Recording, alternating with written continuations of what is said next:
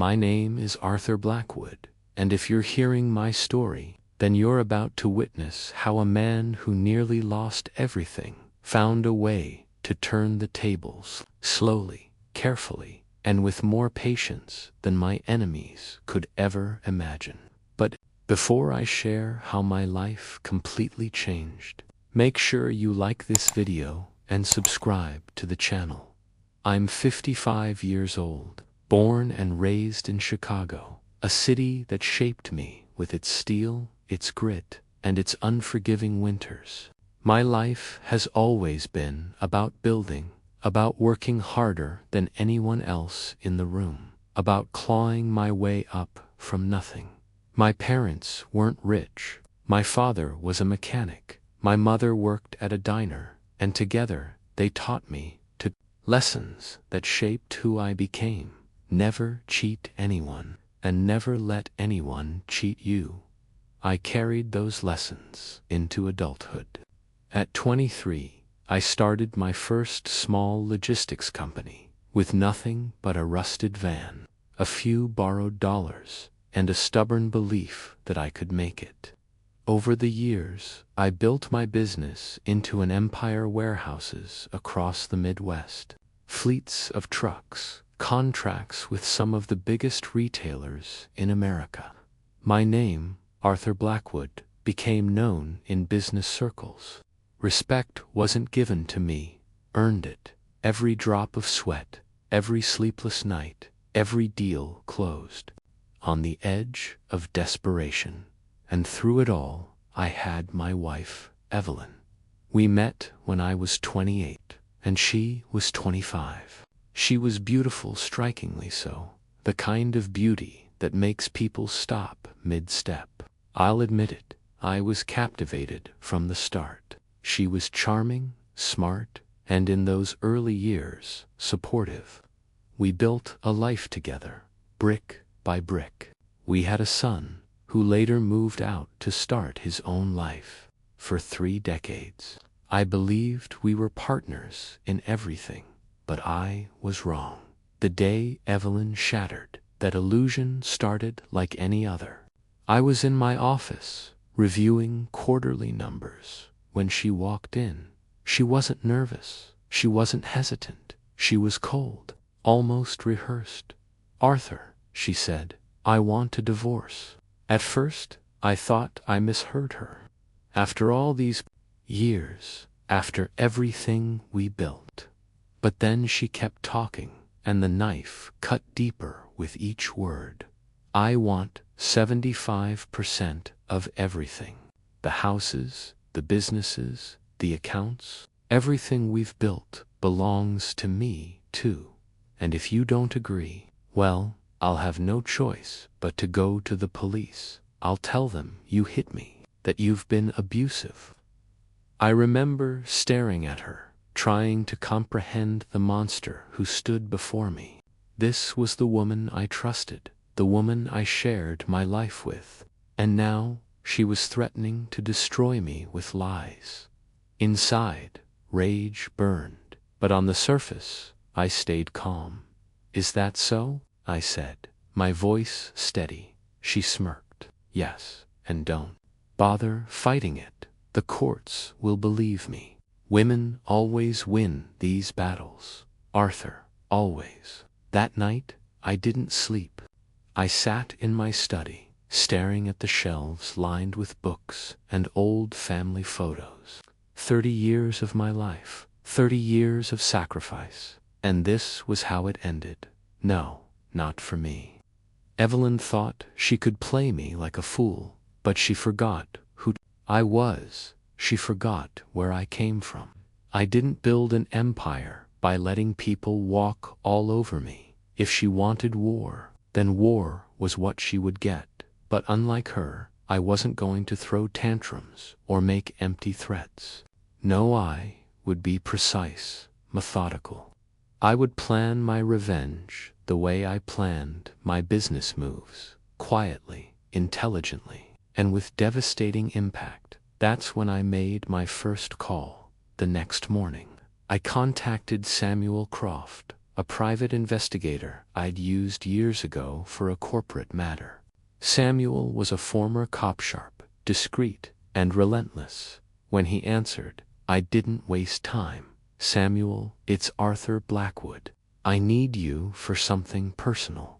He paused for a second, then replied, personal usually means dangerous. What are we dealing with? My wife? I think she's hiding something. I need proof. Everything you can dig up. Affairs, finances, anything. Samuel chuckled darkly. Say no more. I'll get started immediately. Within days, Samuel delivered. It turned out Evelyn wasn't just planning to ruin me, she was already living a double life.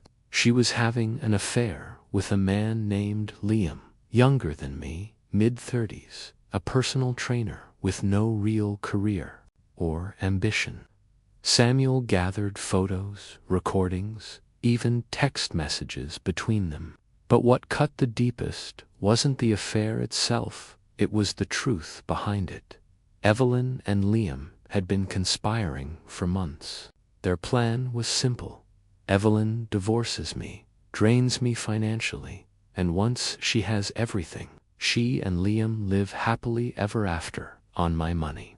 I remember sitting in my office, flipping through the evidence Samuel gave me, my hands trembling not from sadness, but from the icy realization that I had married a predator. Evelyn never loved me. She loved what I could give her, but she made one mistake. She underestimated me. The first step of my plan was protecting my empire. I couldn't let her touch my companies, my accounts, or my properties. Over the next few weeks, I quietly began transferring assets into an irrevocable trust, shielded from divorce claims. Properties went under corporate names. Accounts shifted offshore. On paper, it looked like I owned far less than she thought.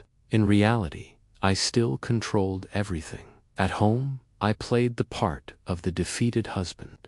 I agreed to her demands. I nodded when she bragged to Liam over the phone, thinking I couldn't hear. I even smiled when she said, Arthur will give me everything, you'll see. But inside, I was sharpening the knife one night. Evelyn confronted me again, pushing me to sign preliminary divorce papers. She placed them on the table and said coldly, sign them, Arthur. Don't make this harder than it needs to be. I picked up the papers, flipped through them slowly, then set them down. Of course, Evelyn, I'll sign, but tell me, is it worth it? She frowned. What do you mean? I leaned back in my chair, studying her face, throwing away 30 years for some boy toy. Betraying the man who gave you everything. Is it really worth it? Her eyes narrowed, but she didn't answer. Instead, she walked away, her silence confirming everything I already knew. Weeks passed, and Samuel continued feeding me ammunition. Bank transfers between Evelyn and Liam, phone calls where she laughed about how gullible I was, even conversations where she talked about how she couldn't wait for me to be out of the picture. Piece by piece, I built my case. Finally, the day of the divorce hearing arrived. Evelyn walked into court dressed like a grieving widow, tears in her eyes, her lawyer beside her. She played her part well. She claimed I was abusive, controlling, cruel. She painted herself as the victim. I sat silently, letting her dig her own grave. When it was my turn, my lawyer stood and calmly presented the evidence Samuel had gathered. The photographs, the recordings, the financial documents proving she had been siphoning money to Liam. The courtroom fell silent as Evelyn's lies unraveled before everyone's eyes. And then came the final blow. One of the recordings captured Evelyn and Liam plotting together.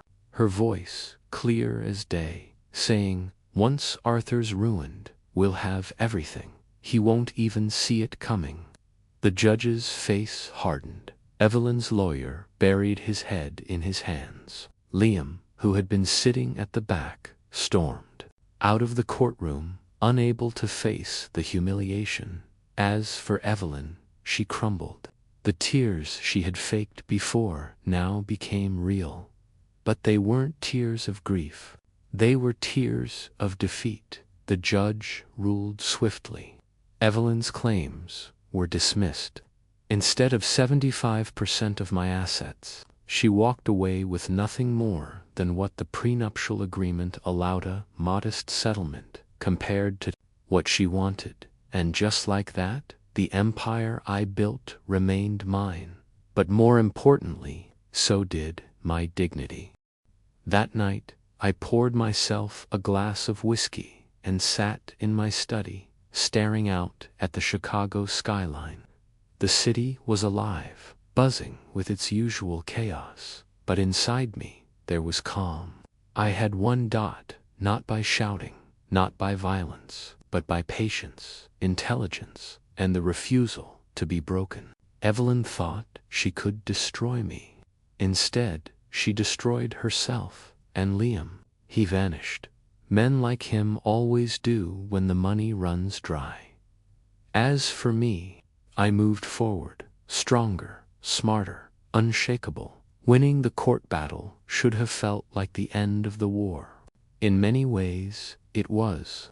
But battles like these leave scars you don't always see. For weeks after the divorce, I found myself sitting alone in the quiet of my mansion, staring at the empty chair across from me at dinner, hearing echoes of laughter that no longer belonged to me.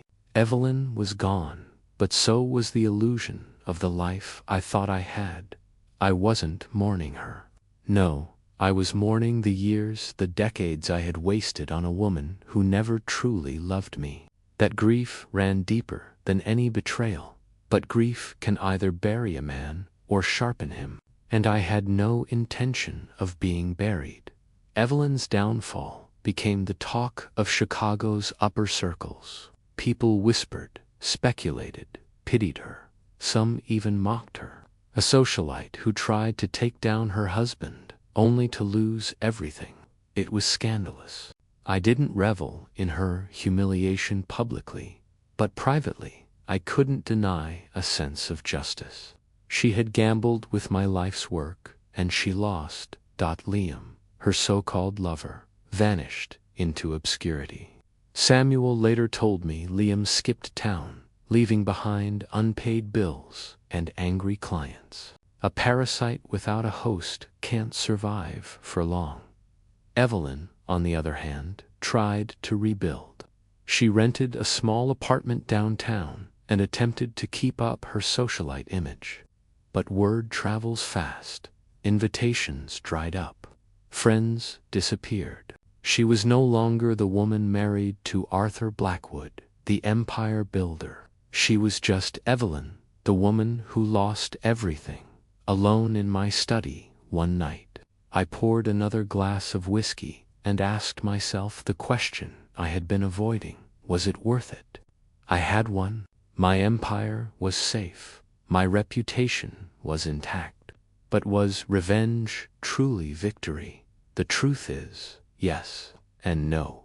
Revenge doesn't fill the void. It doesn't erase the betrayal. What it does is restore balance. Evelyn tipped the scales against me, and I tipped them back. That balance, that justice gave me peace. But I also knew I had to move forward. Living in bitterness is another kind of prison, and I had no intention of serving a life sentence in one dot. My son, Michael, called me a few weeks later. He had been distant during the divorce storm between his mother and me. But when the truth came out, he finally understood. "Dad," he said over the phone, his voice heavy with regret, I didn't know Mom was like that." "It's not your fault," I told him gently. We all see what we want to see. He was quiet for a moment, then asked, "How do you move on from something like this?" I thought carefully before answering. "You don't forget, son, but you learn. You take the pain, the betrayal, and you turn it into armor. You don't let it make you bitter. You let it make you wiser." That conversation with Michael reminded me that this story wasn't just about me. It was about the people around me, the people who still looked to me for strength. My son needed to see that betrayal doesn't define you. Your response does. Months passed, and life began to stabilize. But one evening, as fate would have it, I ran into Evelyn again. It was at a charity gala, one of the few I still attended. I was speaking with a colleague when I felt a familiar presence. I turned, and there she was, Evelyn. But she wasn't the radiant, confident woman I remembered. She looked smaller. Her dress was elegant, but her eyes were tired. The room no longer revolved around her. For a moment, our eyes met. She walked over, forcing a smile. "Arthur," she said softly, "it's been a while." I nodded. "It has. I just wanted to say I'm sorry for everything." Her words caught me off guard. For years, Evelyn had been proud, defiant. To hear her apologize felt almost surreal. I studied her face. Was it genuine regret? Or just another performance? "Sorry doesn't erase what you did," I replied calmly. "But I accept it. Not for you, for me." She looked down, her voice trembling. "I thought I was making the right choice. I thought I deserved more. And now?" I asked. She swallowed hard. There was silence between us. Part of me wanted to lash out, to remind her of the pain she caused, but another part of me pitied her. "You lost more than that, Evelyn," I said finally. "You lost yourself." And with that, I turned and walked away, leaving her standing alone in the crowd. That night was a turning point. I realized revenge wasn't just about winning, it was about reclaiming my life. And I had done that. I began to live again. I traveled, something I hadn't done in years. I revisited old passions, painting, reading, even playing the piano. I reconnected with friends I had neglected while drowning in work and marriage drama. For the first time in decades, I wasn't Arthur Blackwood, the husband or the businessman. I was just Arthur the man. And you know what? I liked him. If you've stayed with me this far, maybe you're wondering what lesson I took from all of this. It's simple, really. Never ignore the red flags. Love can blind us, but the truth always leaves clues. Pay attention. Protect what you build. Not just your wealth, but your dignity, your peace, your identity. Revenge isn't about destruction. It's about balance. About reclaiming what's yours without losing yourself in the process. Move forward. Don't let betrayal chain you to the past. Use it as fuel to build a stronger future. A year after the divorce, I was sitting in a cafe in Paris, sipping coffee and watching the rain fall against cobblestone streets. I wasn't there for business. I wasn't there for anyone else. I was there for me. As I watched couples pass by, laughing, holding hands, I felt something I hadn't felt in a long time. Peace. Evelyn's betrayal no longer haunted me. Liam's name barely crossed my mind. The scars were still there. Yes, but scars are proof of survival. I wasn't the man who had been betrayed anymore. I was the man who endured, who fought back, who rebuilt, and for the first time I realized I was free. If you've ever been betrayed, if you've ever been pushed to the edge by someone you trusted, let my story be your reminder. You are stronger than you think. People will try to take from you your money, your trust, your peace, but they can only succeed if you let them stand tall. Be patient, strike smart, and when the dust settles, walk away with your head high, knowing you didn't just survive, you won. Because, in the end, revenge isn't about destroying the other person. It's about making sure they never destroy you.